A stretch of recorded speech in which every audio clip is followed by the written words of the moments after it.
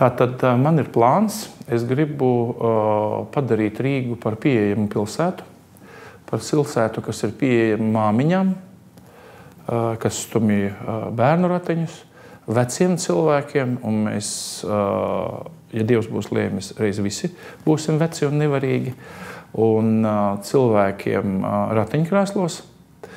Šādu mērķi sev reiz sprauda Barcelona, un viņi ļoti īsā laikā Barcelonu padarīja pieejamu, un tā rezultātā turistu plūsma uz Barcelonu pieauga par 70%. Jo izrādās, ka Eiropā ir ārkārtīgi maz, un vispār pasaulē, bet it īpaši Eiropā, vecajā Eiropā, kur ir arhitektūras pieminekļi, kur ir vecpilsētas, Eiropā ir ārkārtīgi maz tādu ceļamērķu, uz kurieni tu vari aizbraukt, ja tev ir pārvietošanās grūtības.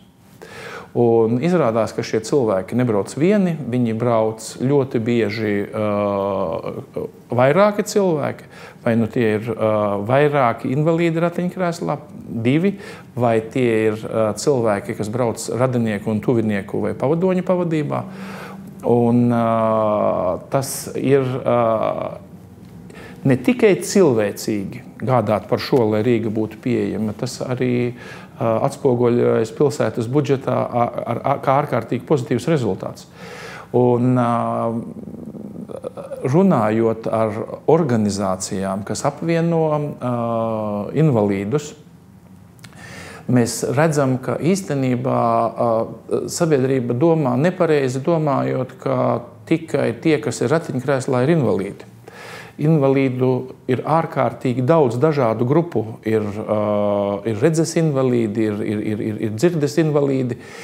Mēs parasti, un tas ir maldīgi, uzskatīt par invalīdiem tikai tos, kuriem ir redzamas invaliditātes pazīmes.